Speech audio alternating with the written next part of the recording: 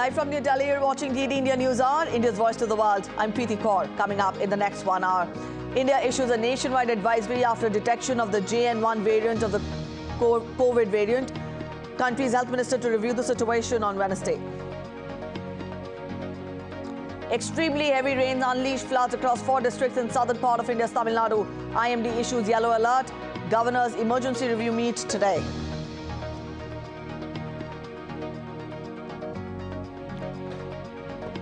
A 6.2 magnitude earthquake in northwest China's Gansu province claims 111 lives.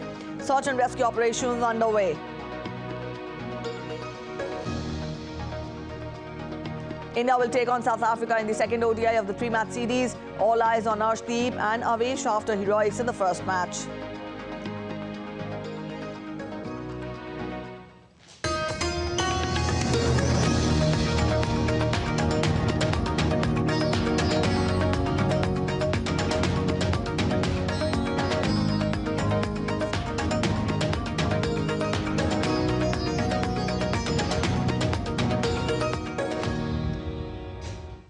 The Indian government has made masks mandatory for people over 60 years of age, those with heart and kidney diseases and the ones with fever, phlegm and colds amid the JN.1 subvariant scare. With 1,828 active cases and 1 death related to the JN.1 variant, the situation is under control. A nationwide advisory has also been issued to the states in lieu of the surge in COVID cases. It called for maintaining a status of constant vigil. States are advised to ensure adequate testing. India's Health Minister, Dr. Mansukh Mandavia, will review the situation on 20th of December with health ministers and chief secretaries of all the states and union territories.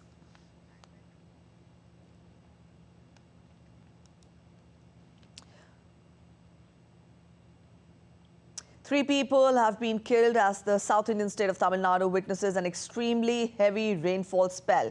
The Indian Meteorological Department has issued a yellow alert in 4 of the most affected districts of the state.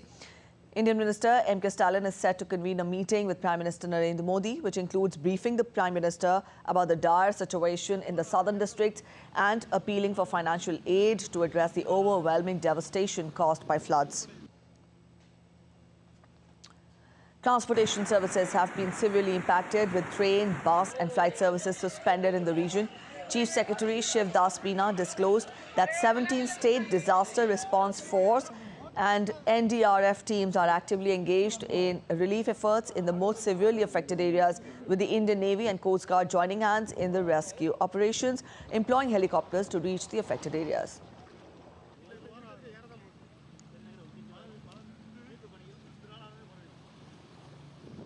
Anbarasan joins us with more from Tirunelveli in Tamil Nadu. Anbarasan, good morning. We've just given a broad outline of the current situation which Tamil Nadu faces in view of the heavy rainfall and the flood-like situation. Spell out more details. Is the morning better today? Also, we tell our viewers that the IMD has issued yellow alert for 4 districts in the state. Get us more on that as well. Yes, Preeti. Actually, due to the upper air circulation in the atmosphere, there is southern districts of Tamil Nadu, Tirunelveli, Tuticorin, Tenkasi and Kanyakumari. All the 4 districts has have a heavy downpour of water, rainwater in last 2 days. And yes, please continue.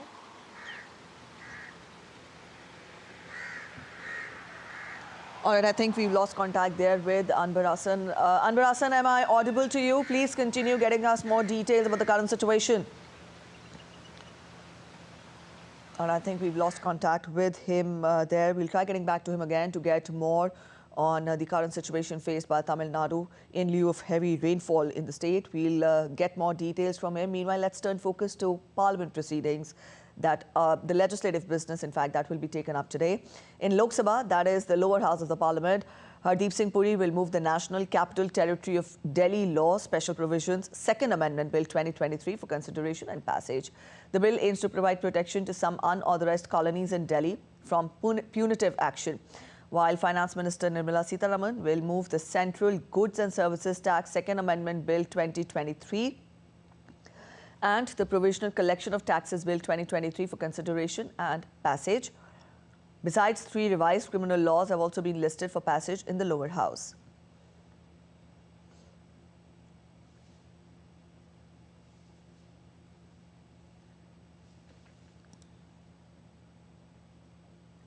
In Rajya Sabha, that is the upper house of parliament, Nirmala Sitharaman will move the appropriation number 3 and number 4 bill 2023 for returning it to the Lok Sabha.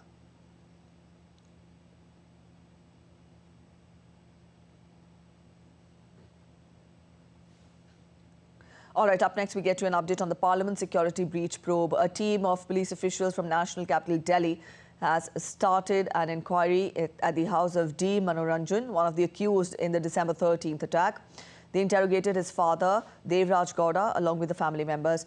Manoranjan is one of the accused who managed to enter the Parliament chamber, and he is now in police custody in the Parliament security breach case. Indian Union Minister Meenakshi Lekhi received the second Vande Bharat train from Varanasi to New Delhi, which was flagged off by Indian Prime Minister Narendra Modi on Monday. Emphasizing on the need on more Vande Bharat trains, the leader said that Vande Bharat trains are a picture of growing and changing India.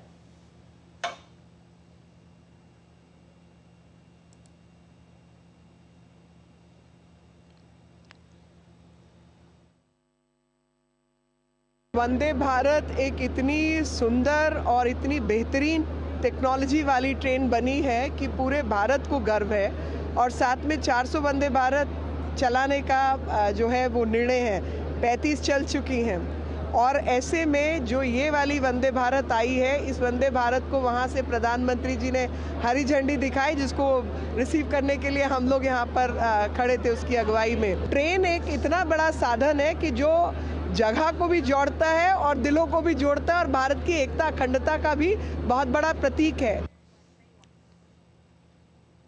Indian Union Minister for Road Transport Nitin Gadkari launched Digi ELV, which is an online trading platform for certificate of deposit where tax benefits on scrappage of old vehicles can be availed. Gadkari also said that Modi government's old vehicle scrappage policy has not just led to a decrease in air pollution, but has also boosted the automobile manufacturing industry. 2014, the automobile industry's number was 7 in the world, manufacturing sector.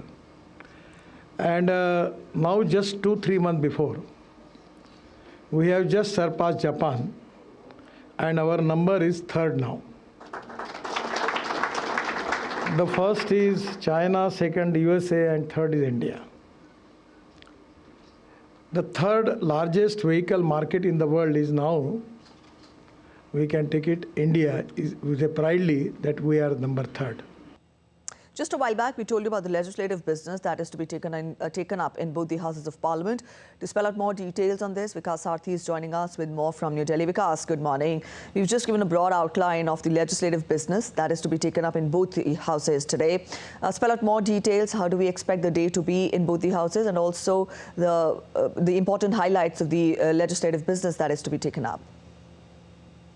Right, Preeti. So the most important legislative business is related to the Bharatiya Nyaya Sanhita, and it is expected to be taken up today itself. And along with Bharatiya Nyaya Sanhita, Bharatiya Nagrik Suraksha Sanhita, and Bharatiya Sakshya Vidhayak or Indian Evidence Bill, these 3 bills are likely to be discussed today itself. And earlier, these bills were in fact expected to be taken up in the previous week, but due to continuous disruption by the member of oppositions in both the houses, this bill could not be taken up. But we expect that after yesterday's suspension of more than at least 78 MPs have been suspended from both the houses, if we talk about cases of both houses, Lok Sabha and Rajya Sabha. So now today also we may see some kind of disruption, since the other MPs which are already which are in the house and they may again demand that suspension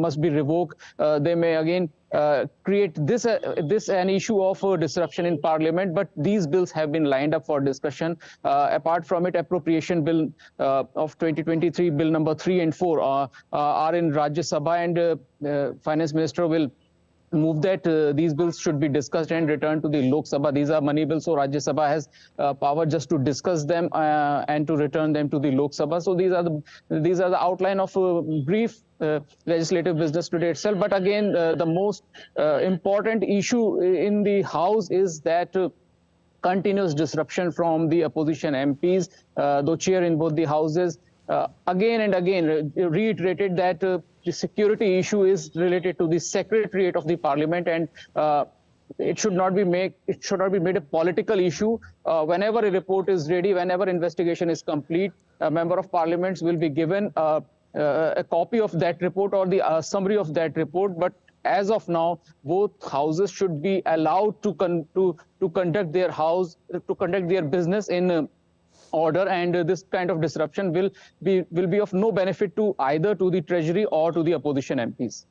All right, Vikas, also we've told our viewers about the probe in the Parliament security breach case and also how the inquiry has been started. A quick update on that as well. Have any leads been established? Right, Preeti. So as of now, 6 main accused are already in the custody of Delhi Police Special Cell. They had been produced before the Patiala House Court, a competent court, where police had got 7-day custody. Now the investigation is going on, since it's a very high-profile case, and it is yet to be ascertained whether only these 6 pupils were involved in this whole incident or some pupils are also there. So police is not sharing any kind of off-record information or off-record briefings. Investigation is still going on. Since all the accused were from different parts of the country, from different states, Special Cell has created different teams for to investigate those cases in their respective domain. So teams have been assigned for different places. They are interrogating people, they are interrogating families and friends of these accused. But as of now, no off-record briefings, and police is not sharing any kind of details or any lead. But we expect, Preeti, once police will move an application for further extension of custody of these accused, and then we will be able to know some information related to the progress, since it has to give enough reasons to seek custody, and at that point in time, media will be able to know that what is the line of proceedings and what have been achieved by the Special Cell as of now. So that we'll have to wait for that. All right, Vikas, we'll leave it here. Thank you for joining in with those details. So that was our correspondent Vikas Harthi spelling out more on what is to be expected in Parliament today. And let's turn focus to other news now. New Delhi is hosting Foreign Minister of Benin, Olusegun Ajadi Bakari. Benin is a West African country. It has been among the more stable democracies in sub-Saharan Africa. Also, Benin is a member of several international fora, including the United Nations. The next report delves into the history of India-Benin ties. Let's take a look. India's External Affairs Minister Subramaniam Jaishankar on Monday held talks with the visiting Benin Foreign Minister Olusegun Ajadi Bakari in New Delhi. Minister Bakari is on a 3-day visit to India. India and Benin have friendly ties characterized by democracy and secularism. Now let's understand India-Benin ties in detail. The President of India visited Benin in July 2019. It was the first visit to that country by a President of India. India announced a line of credit worth $100 million to Benin for its national priority projects at the time. India also announced the inclusion of Benin in India's e-visa regime. 4 agreements and MOUs on cultural exchange, telemedicine and teleeducation, mutual exemption from visa requirement for holders of diplomatic official or service passports, and cooperation in export credit and investment insurance were signed during the visit. During COVID, India was a friend indeed. New Delhi donated tons of consignment of essential medicines and antibiotics to the Republic of Benin in 2020. It also repatriated Indian nationals in Benin to India. India donated a 6-ton consignment of medicines to Benin in July 2020.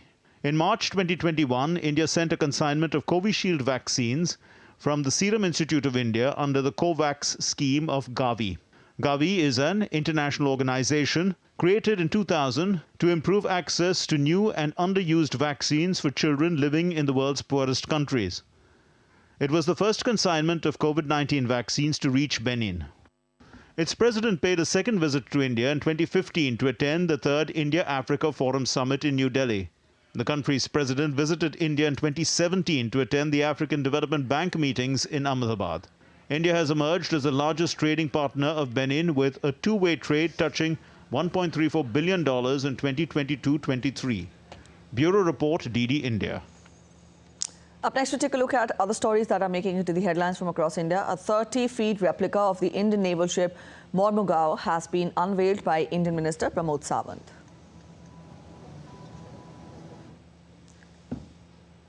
International Firan Day celebrations began in Kashmir to mark the day on 21st December. The aim is to showcase Kashmiri culture and remind the youth of today about the Kashmiri attire, folklore, traditional music, Kashmiri culture, etc.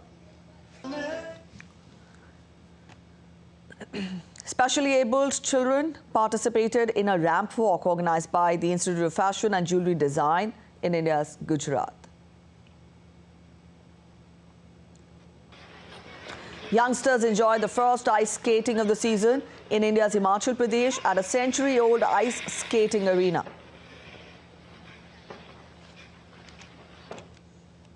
We're heading for a short break, but still to come on this edition of DD India News Hour, US announces multinational protection force for Red Sea and Gulf of Aden after Houthi attacks on commercial shipping. Israel thanks US for Red Sea initiative.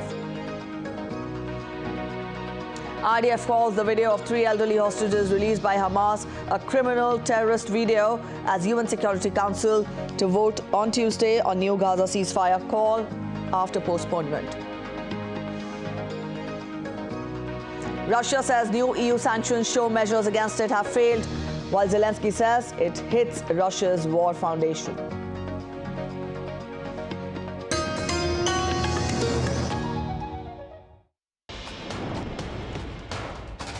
Wherever news breaks, whatever it takes. Connecting corners, cutting across continents. Stories that matter from across the globe.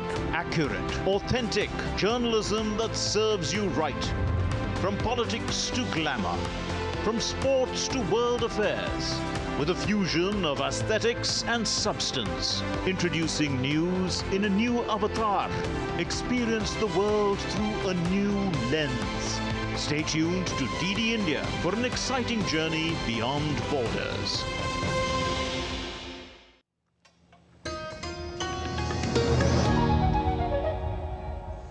Welcome back after the break. You're watching DD India News Hour. Let's continue getting you more international updates. Amid the spike in attacks by Iran-backed Houthi forces in Red Sea, U.S. Defense Secretary Lloyd Austin made the announcement of a multinational task force to protect commerce. Operation Prosperity Guardian has been welcomed by Israel. Countries identified by the U.S. to join the security group include United Kingdom, Canada, France, Bahrain, Norway and Spain. Several major shipping lines have suspended navigation through the Red Sea after the rebels targeted ships they believed were heading for Israel. Red Sea is one of the world's most vital shipping routes. DD India's Kate Fisher gets us more details from Washington. The Houthis have warned against sailing in the Red Sea, saying they're attacking vessels with links to Israel in protest at its military offensive against Hamas in Gaza. On Monday, the US said that the warship, the USS Carney, responded to a distress call from a commercial vessel after it was attacked by multiple projectiles in the southern Red Sea. The Houthis claimed responsibility and said they also attacked another ship, saying that both were linked to Israel. The Houthis warned that no harm will be dealt to ships except for those heading for Israeli ports. But the ship's owner, Inventor Chemical Tankers, said that there is no Israeli link in the ownership, technical management or cargo of the vessel. Until now, the White House has been reluctant to respond militarily for fear of provoking Iran, but an uptick in attacks could change that. In the Red Sea, we're leading a multinational maritime task force to uphold the bedrock principle of freedom of navigation. Iran's support for Houthi attacks on commercial vessels must stop. Millions of barrels of oil pass through the Red Sea daily. And reports in US media suggest that the Biden administration is weighing its military options and has moved the Dwight D. Eisenhower Carrier Strike Group from the Persian Gulf into the Gulf of Aden, just off the coast of Yemen. It's also said to be considering shoring up protections for commercial ships alongside members of the Combined Maritime Forces, which is a multinational naval task force charged with protecting commercial shipping in the Red Sea.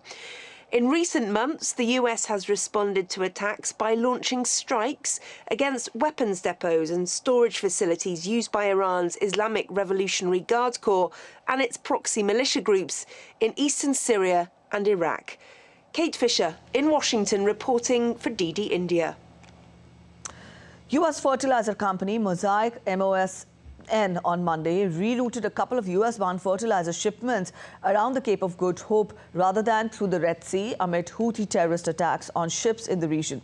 Yemen's Houthi movement attacked 2 commercial ships in the Red Sea with naval drones on Monday. The Houthis say they have been attacking vessels in the Red Sea with links to Israel in protest against its military offensive against Hamas in Gaza, and have warned against sailing towards the area, prompting company shipments to be rerouted.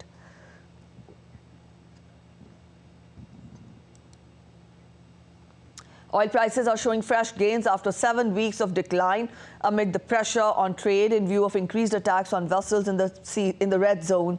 Also, oil rose nearly 2% on Monday as investors worried about disruptions to maritime trade and supply costs after Iran-aligned Yemeni Houthi militant group attacked ships in the Red Sea.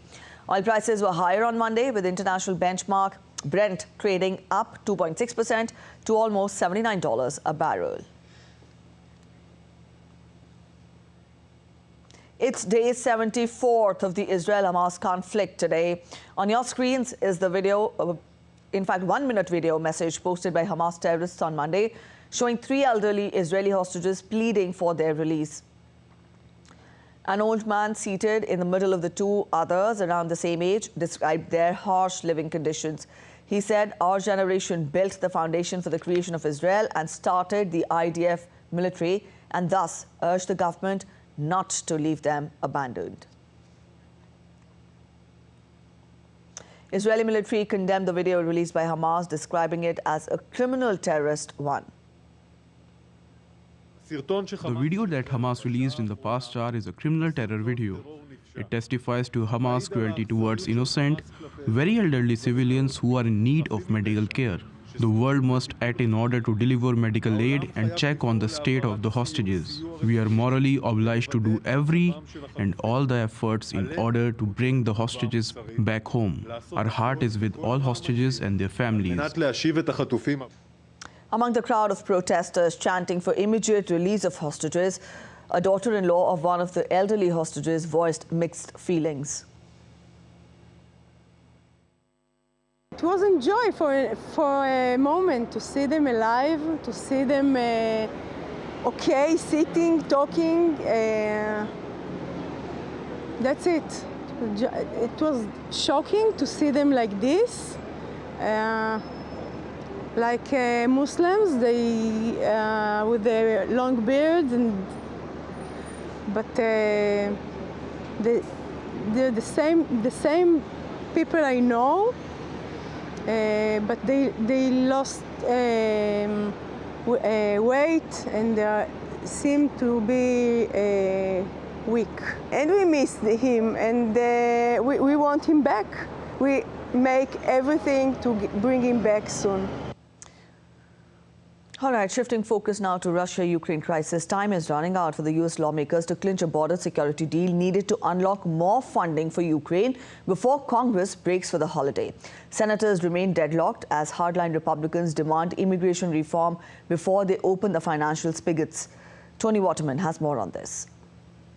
Talks ramped up on Monday after a small bipartisan group of senators and White House representatives worked through the weekend trying to hammer out this deal to replenish $110 billion in military aid to U.S. allies. But lawmakers have not yet been able to agree on a framework. The aid money itself is not really the issue here. There is broad bipartisan support for the $60 billion that would go to Ukraine and the $14 billion that would go to Israel to help them in their respective war efforts. But that money is being held up by Republicans who say their vote hinges on U.S. immigration reform. They want tougher rules put in place to help limit migration flows after a record number of border crossings in the past couple of years. Some Senate Republicans have suggested migrants prove they were denied asylum in at least one other country along their route to the U.S. Others want to raise the bar for migrants to prove their lives were in danger in their home countries. These are non-starters for many Democrats, although President Joe Biden has said he's willing to make significant compromises on the border in order to get this deal done. Any agreement, though, would have to pass both chambers of Congress, and the House has already gone home for the holidays, meaning it will take a Christmas miracle to get this deal done before next year. Tony Waterman in Austin, Texas, reporting for DD India. Russia's diplomatic mission to the EU has said that new sanctions imposed by the bloc showed that the punitive measures against Moscow have failed. The EU introduced its 12th set of sanctions against Russia on Monday, which will focus on a ban on Russian origin diamonds, imposing additional import and export bans on Russia, and also seeking to combat sanctions circumvention and closing loopholes. The ban on direct non-industrial diamond purchases from Russia will start on 1st January, followed by a phased ban on indirect imports to be completed by September 1st. However, Ukraine said that the new EU sanctions will truly help reduce Russia's economic foundation for the war against Ukraine.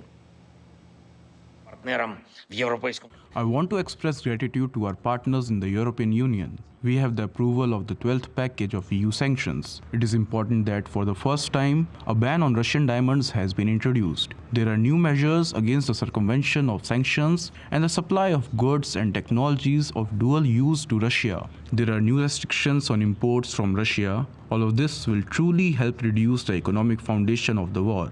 And we will continue to work with our partners to ensure that the sanctions imposed by Europe work globally. Finland signed an agreement to enhance military cooperation with the United States a day after Russian President Vladimir Putin warned the neighboring country over its entrance into NATO. U.S. Secretary of State Antony Blinken, Finnish Foreign Minister Elina Valtonen, and Finnish Defense Minister Antti Häkkänen participated in the signing of their new defense cooperation agreement. The agreement will serve as a rule book for U.S. military presence and aid in Finland.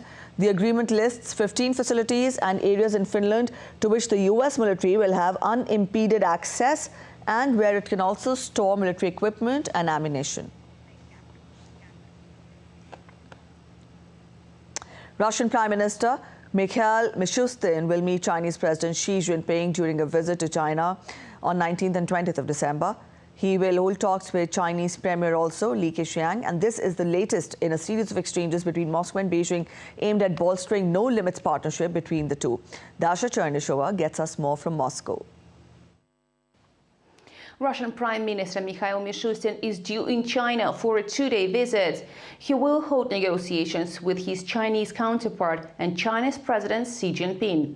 The talks in China will focus on extending trade and economic partnership between the two countries, but also the declared no-limits partnership, strategic cooperation, humanitarian and interregional exchanges. Regular meetings between Chinese and Russian heads of government are seen as a vital mechanism for promoting cooperation between the two countries in various fields. Russian Cabinet of Ministers added that a joint communique will be adopted as a result of the talks in Beijing, and several documents will be signed as well. According to the Russian officials, ties between Moscow and Beijing have reached unprecedentedly high levels. In 2023, trade turnover is expected to exceed $200 billion, a very important benchmark. And 90% of bilateral transactions are carried out in national currencies.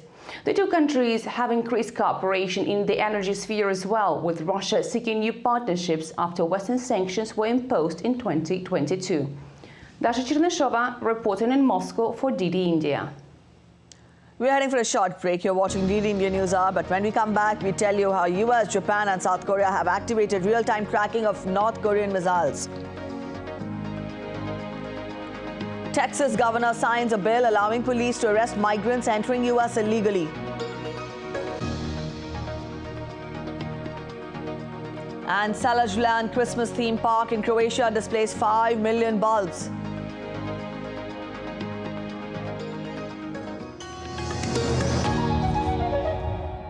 In a world that never stops, where information shapes our reality, one app stands out, helps you stay ahead of time.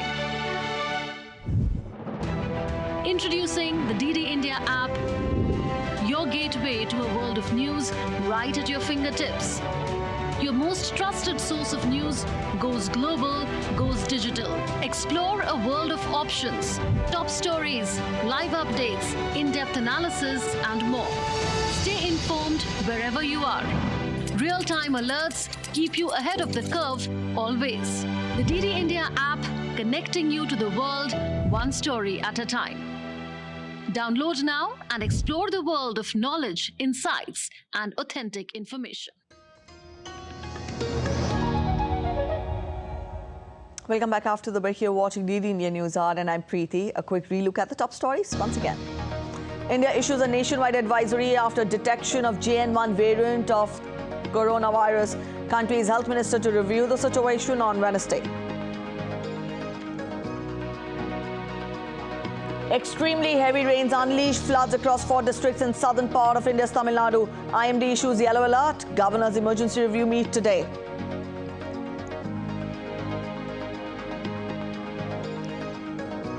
A 6.2 magnitude earthquake in northwest China's Gansu province claims 111 lives. Search and rescue operations underway. India will take on South Africa in the second ODI of the 3-match series. All eyes on Arshdeep and Avesh after heroics in the first match.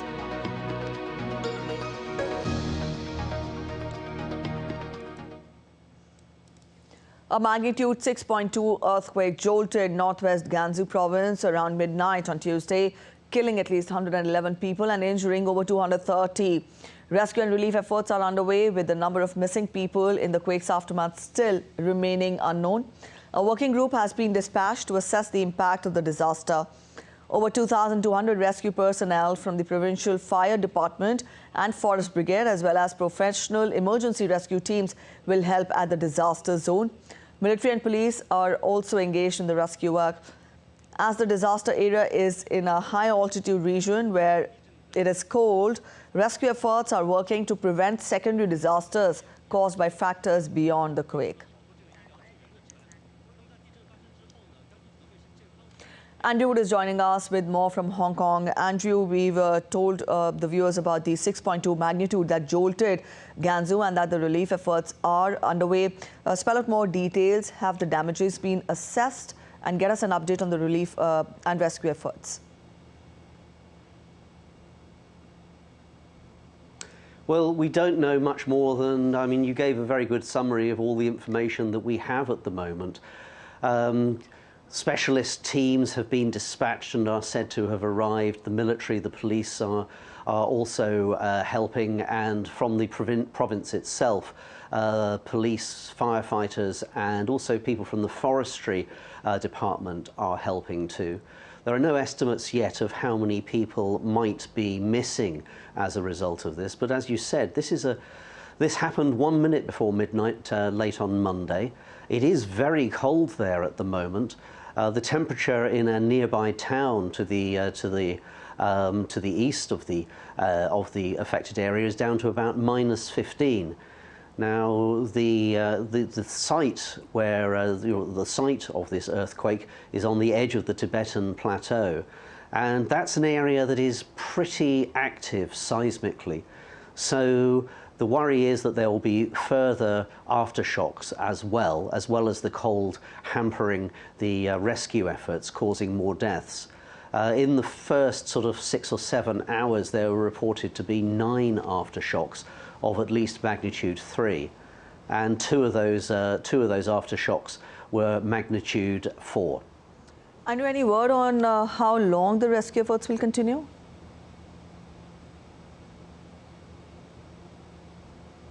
No, there isn't at the moment.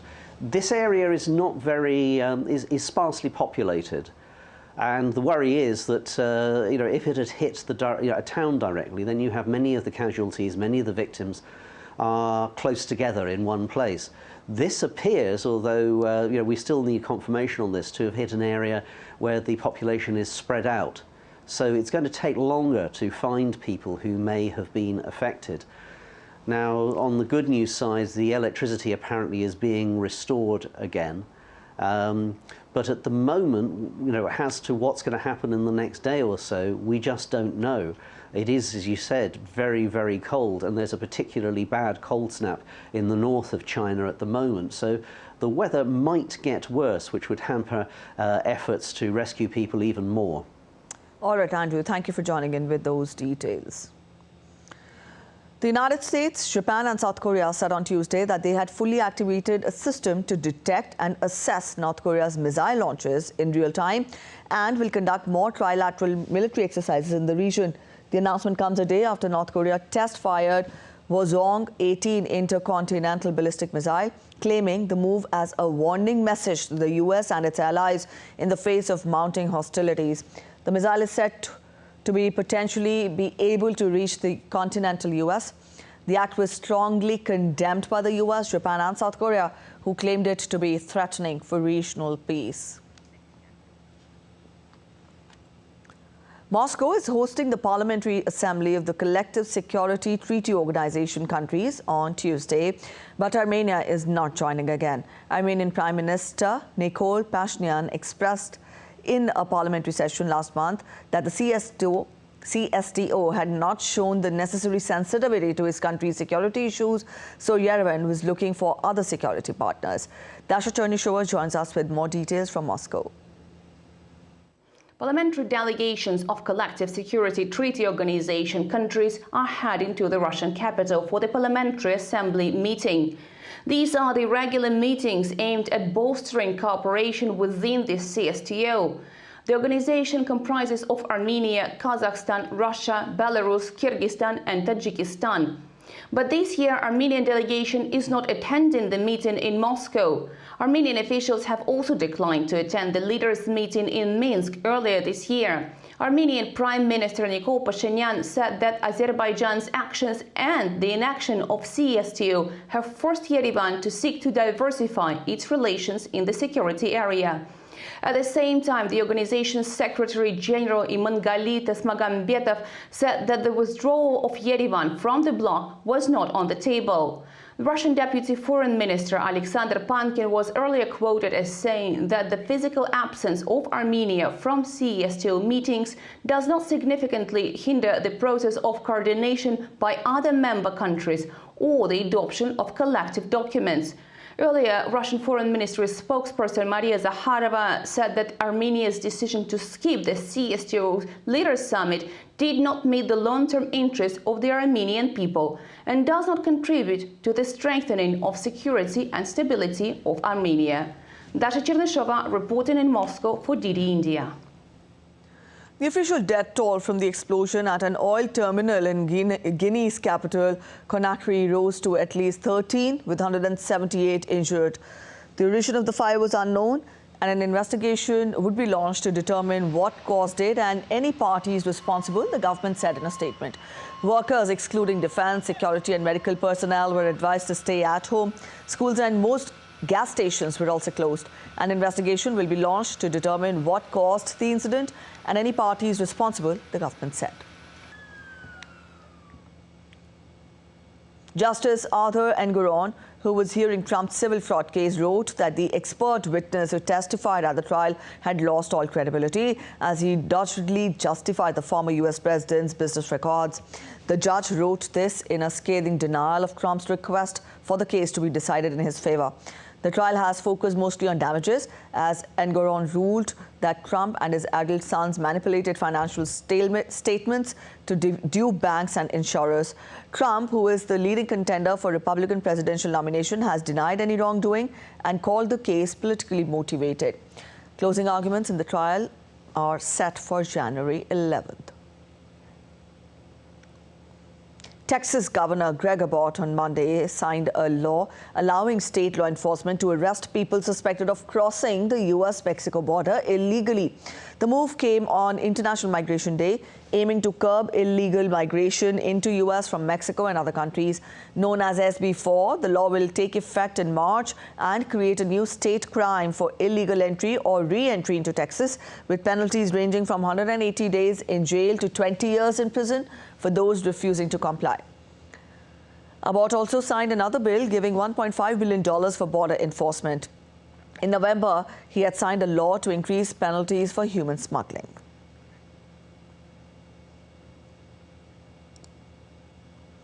Hundreds of migrants protested at the southern Tapachula migration station, demanding the Mexican government speed up its permits so that they can transit freely through the country. On the northern side, dozens of migrants crossed the Rio Bravo to hand themselves to the U.S. National Guards seeking asylum. Border security is becoming the focal issue for the 2024 U.S. presidential campaign as Republicans force the government for tighter immigration policies.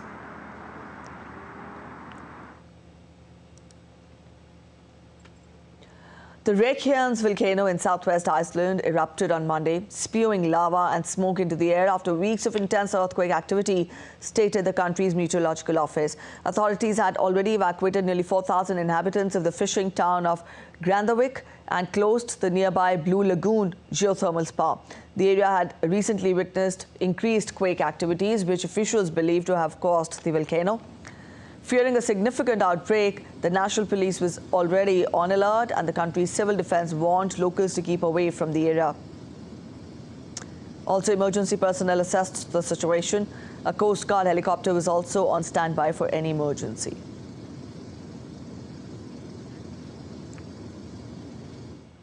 Hundreds of Serbian opposition supporters rallied outside the State Election Commission in Belgrade, pointing to Sunday's parliamentary election being rigged.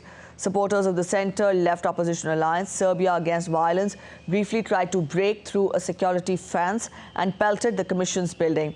Opposition leaders Miroslav Aleksic and Marinika Tepic said the SPN submitted the evidence of election fraud, also announced they would go on a hunger strike until the commission meets opposition demands.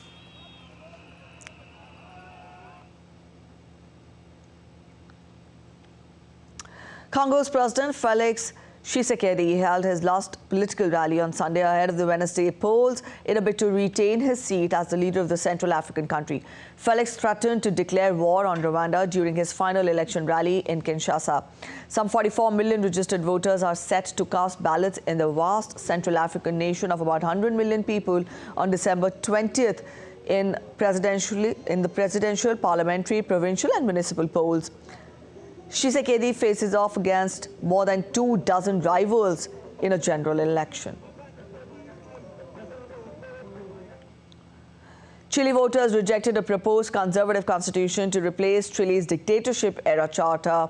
With nearly all votes counted late on Sunday, about 55.8% had voted no to the new charter, with about 44.2% in favor. The vote came more than a year after Chileans resoundingly rejected a proposed constitution.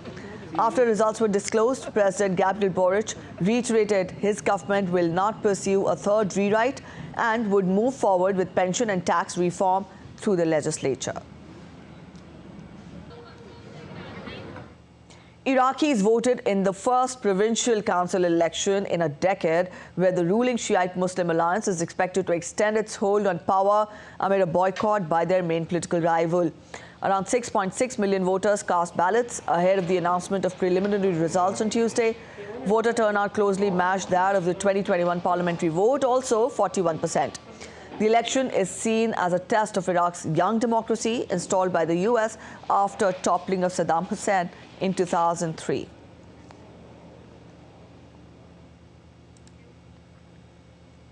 Egypt's President Abdel Fattah al-Sisi has swept to a third six-year term as Egypt's president, winning 89.6% of the vote in an election in which he faced no serious challengers. The election took place as Egypt struggles with a slow-burning economic crisis and tries to manage the risk of spillover from the war in Gaza. Voting in Egypt was held over 3 days on December 10th to 12th. The election featured 3 other candidates, none of them high-profile.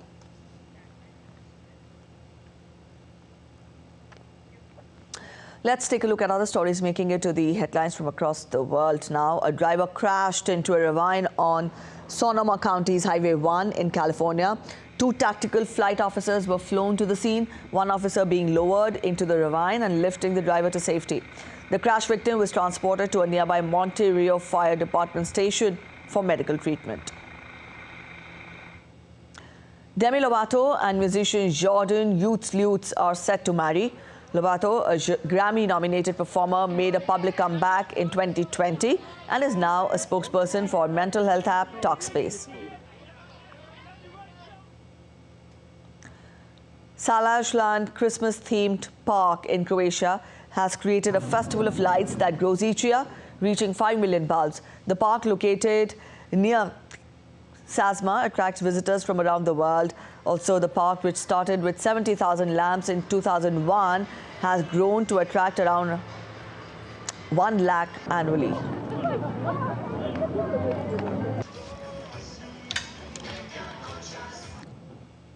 You're watching DD India News Hour. We're heading for a short break, but after the break, Indian government's revenue collections show significant improvement.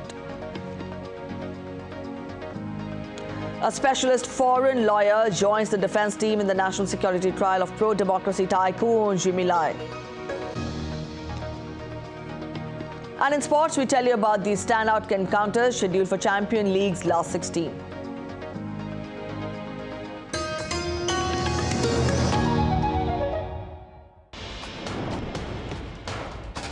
Wherever news breaks, whatever it takes. Connecting corners, cutting across continents. Stories that matter from across the globe.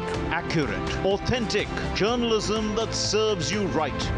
From politics to glamour, from sports to world affairs, with a fusion of aesthetics and substance. Introducing news in a new avatar.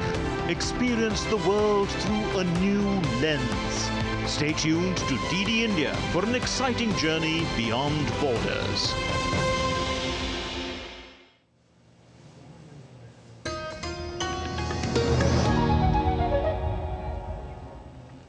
Welcome back after the break. You're watching DD India News Hour. Let's get to updates from the world of business now. The Indian government's revenue collections so far have shown significant improvement on various accounts for the current fiscal. The central government has collected 13.7 trillion rupees in corporate and personal income taxes till 17 December. Now, this is an improvement of about 21% from the collections made in the same period a year ago. Out of this, 6.25 trillion rupees came from advanced tax sources, as per the figures released by the Income Tax Department. The robust tax revenue growth seen up to mid-December accounts for 3/4 of the full-year target, indicating the government is on course to meeting its full-year target. There is a near 20% jump in the amount collected as advanced tax so far this year, the IT department said in a release. The centre has kept a direct tax collection target of 18.2 trillion rupees for this financial year, expecting to collect 10.5% more than what was collected during 2022-23. Now, that is in line with the 10.5% nominal GDP growth forecast in the union budget for this year. The centre had collected 11.35 trillion rupees up to 17th December in the last financial year.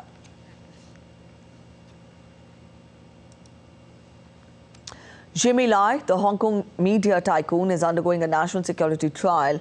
On the second day of Lai's trial, a specialist foreign lawyer, the defense team King Counsel from New Zealand, was appointed after the lawyer from Britain was denied permission by the chief executive.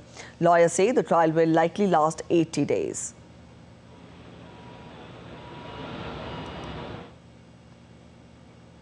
Asia-Pacific markets are showing mixed response as Bank of Japan concludes a policy meeting on Tuesday in which members are expected to take a call on rates.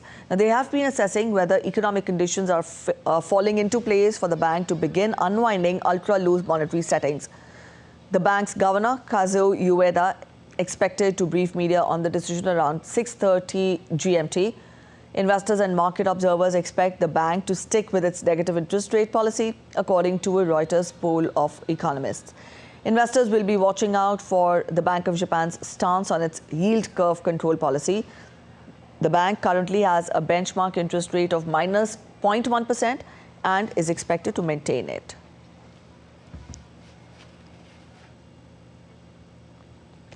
Venezuela and Spain's Repsol SA signed a new contract for a jointly run oil venture as the Andean nation seeks to ramp up production after the U.S. eased sanctions. The announcement followed a meeting between Venezuelan Oil Minister Pedro Talequia and Repsol's upstream chief Francisco Gia in Caracas. Repsol is the third oil giant to sign new agreements with Venezuela since Chevron Corporation was granted a special license to resume production there. The agreement comes less than 6 weeks after France's Morel and Prom also signed a pact to expand oil and gas production in Venezuela.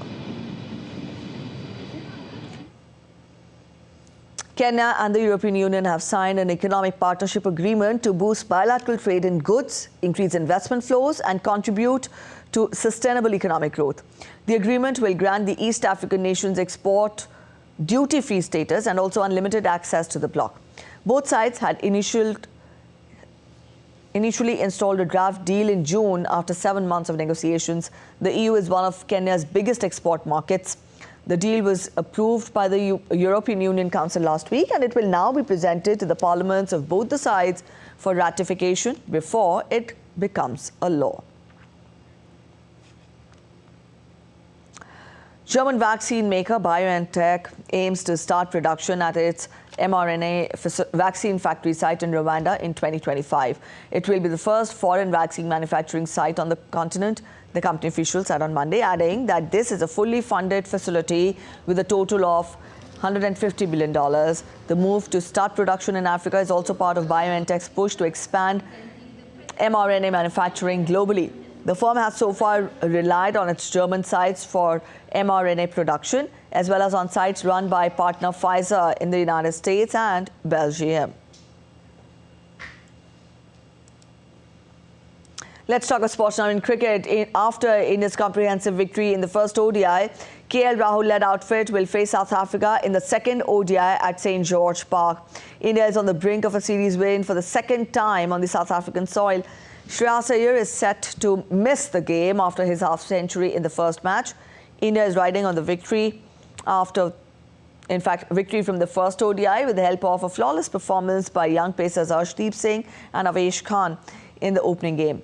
India will be looking to seal the series in the second ODI.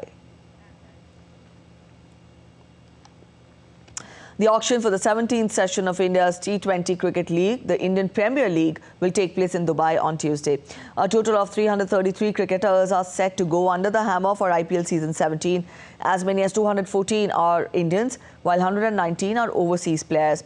However, only 77 slots, including 30 for foreign players, are left to be filled at the mini IPL auction among the 10 teams. Also, the 10 teams would be striving to enhance the strength of their current squads. Two-time champions Kolkata Knight Riders have the most vacant slots at 12. Each team can have a maximum of 25 players in their squad. Holders Manchester City will play Copenhagen in the last 16 of the Champions League, while Arsenal will face Porto. Danish champions Copenhagen, who finished above Manchester United in their group, reached the knockout stage for the first time since 2011.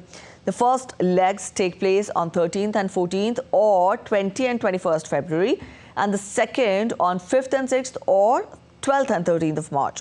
City and Arsenal are seeded, meaning they will play the second leg at home. Record 14-time winners Real Madrid meet RB Leipzig, while Inter Milan runners-up last season play Atletico Madrid and Bayern Munich face Lazio. The final takes place at Wembley on 1st June.